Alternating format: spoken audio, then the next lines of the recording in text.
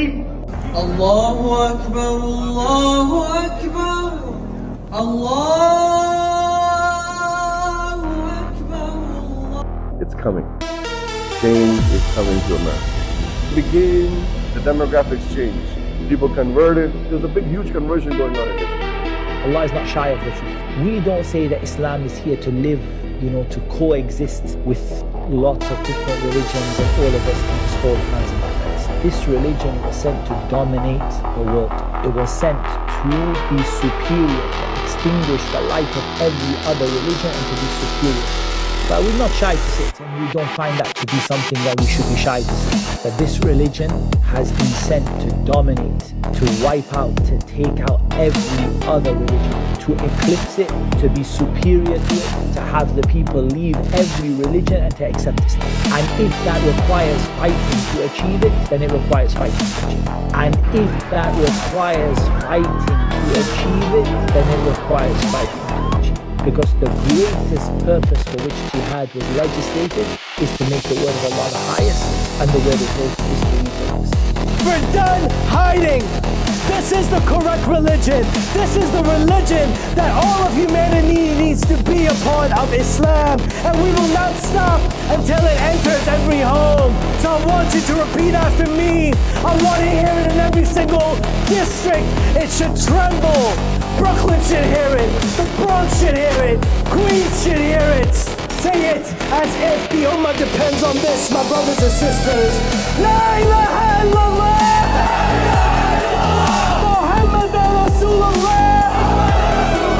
There is no God worthy of worship except Allah, the God of Jesus, the God of Moses, the God of Abraham, and the God of the last and final Prophet Muhammad sallallahu alayhi wa sallam. The future is out. They can be as mad as they want. I don't care. America will be a Muslim country and never ever apologize. We're unapologetic. Never ever compromise. We're uncompromised. Just to clarify as well, yes, jizya is taken from the non-Muslims. We take the jizya from the non-Muslims, the combatants, the enemies of Allah and His Rasul sallallahu alayhi wasallam, in exchange. And when we say like tax, it's not like a council tax or road tax that you're paying. You understand? We're taking in exchange for your blood, for your life. Do you understand? We're taking it in exchange for your blood, for your life. This is mentioned by the commentators of the Quran as well. The Mufassirin, they've explained that the Fuqaha have gone into detail. And why are we taking this is because you are a rebellion. You are rebellious against Allah and His Rasul sallallahu alayhi wasallam. And because we have mercy, Islam has mercy, we're saying you pay the jizya. And again, we don't want to get into the discussion of how much and how much is stipulated, and the Fuqaha have explained this. But when you give the jizya to the Imam, the commander of the Mujahideen or whoever's in charge at the time, then what we are guaranteeing you is a protection for yourself, for your property, for your family, for your children. And let me give you an example. In 2024, last year, there was an article in The Guardian that said that just in the year 2024, Islamophobia, the rise of attacks against the Muslims in just that 1 year, rose to approximately 73%. Let's up those numbers! And what does Islam say? Jizya, we're saying we're not taking your blood in the battlefield, you're giving us jizya, and in exchange in jizya what's going to happen is Allah subhanahu wa ta'ala clearly in the Quran tells us about who our enemies are and not to take them as your friends and protectors. O you who believe, take not my enemies, this is Allah is saying, take not my enemies and your enemies as awliya. No need to that. We're on the same side, bro. No, we're not. Yes, we are, bro. Again, you will not find any people who believe in Allah on the last day loving those who oppose Allah and His Messenger. Allah said, don't ally with the Jews and the Christians. And of course, perhaps we can also say that, don't ally with all the non-Muslims, not just the Jews and the Christians. Any non-Muslim, don't ally with them. Now, we have to understand something. When it comes to love and hate in religion, it is a must to apply. It is a must to apply. You have to hate non-Muslims. You will not find the people that believe in Allah and His messenger, and the last day, who يُوَدُّونَ مَنْ حَدَّ اللَّهَ وَرَسُولَهُ. They're showing love to those who show opposition to Allah and His Messenger.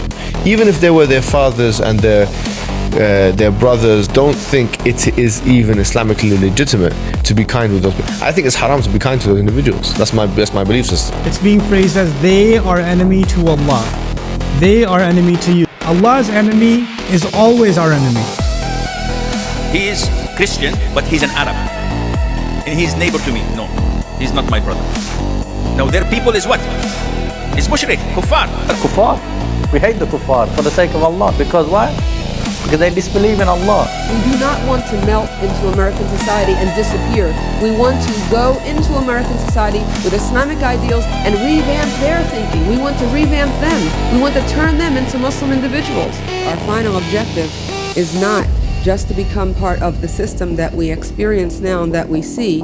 Our final objective is to create our own Islamic systems, and in that long-range process of making America Muslim, all of America Muslim. Now it's getting through Congress. So before it was by the sword, now it's getting themselves into Parliament and then making laws that act as the sword, the Islamophobia law in Canada, M103. Yeah. I find that there are only two things which are open to our movements: ballot or bullet, nothing in between. I used to say that democracy is haram. Now I say participation in democracy is our jihad.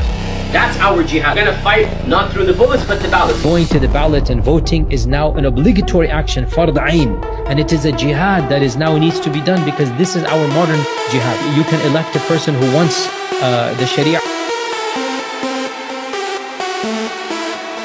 It has already begun. The orcs are in the city. We can't let them win. Where the more than 1 million Muslims know that they belong. Not just in the 5 boroughs of this city, but in the halls of power. With a transition team like this, how can Zohran claim to represent all New Yorkers? When he stacks his team like this, we see exactly the kind of ideologues that are going to be running our city, making decisions for all of us. On January 1st, I will be your mayor. Will you, though? Your team doesn't represent me or my values, or the values of real New Yorkers. Those of us with a greater than room temperature IQ can see right through your fake smile, and we see what you're plotting is. And the true believer knows that none of this is in vain, that this is all jihad, that this is all ibadah, and that this is all counted for by Allah subhanahu wa ta'ala. The conversation of getting arrested and suspended. I think it's time for Muslims to start to say, all right, so what? Do what you want. I'm gonna do what I gotta do, because it's about time to do that. We don't want to get suspended and we don't want to get arrested. How gangsta are you? That's just my question. How much are you willing to do it? And I know everyone has their own risk levels, but at the end of the day, that's a question to ask ourselves. How committed am I to this? To what extent of my personal material gains am I willing to sacrifice for this bigger noble cause? And SubhanAllah, I truly believe that when your heart is in the right place, if you get suspended, you get doxxed, because it's bound to happen when you're doing the right cause and when you're doing something for the sake of Allah here in the West, it will never ever be in vain. And the true believer does not fear that, because the true believer knows that the akhirah is a promise. The war is coming. The invaders are already here. Quran and Sunnah, which is Sharia. We will establish. If there will be contradiction between the Constitution and Sharia. The way that we will deal with that, inshallah, is through the electoral process. We will run candidates, inshallah, wherever Muslims live, and inshallah we'll get to... You're not the majority. No, that's what I'm saying. We will have, inshallah, not yet, but we will have. That's why I'm running for commissioner. That's why, inshallah, we need, more Muslims إنهم ينتخبوا commissioners, senators, congressmen, whatever, political, in cities, in the big government, small government, you name it. In Dearborn, they already have control. Dearborn, where are you going now? You'll see in Dearborn, they already have control over the city.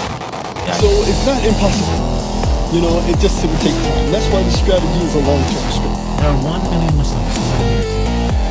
There are 8 million New Yorkers, so 1 in 8 New Yorkers are Muslim. For many of us here, that is not a surprise. But when you tell someone who's not Muslim, they usually don't believe you. They can't believe there are so many Muslims in New York City. We were at 1%. We were told that हम 5% में break कर सकते थे, हम 10% में break कर सकते थे, then 15, then 20. Now we are at 22%. We will continue to grow. If you can raise your hand, if you were born outside this country, outside, most, almost all. मैं युगांडा में पैदा हुआ, मैं 7 साल में खाना लेकर आया, और मैं Prophet Muhammad sallallahu alaihi wasallam. I come from a political tradition. Donald Trump describes as the enemy with us. We came here to remake this thing in the image of our people. What is Sharia law? Yes. You denounce it though. I'm asking you. I am running. I know, but I'm asking you. That's the point. If you're going to run for mayor, you have to denounce it. Do you denounce that? What is Sharia law?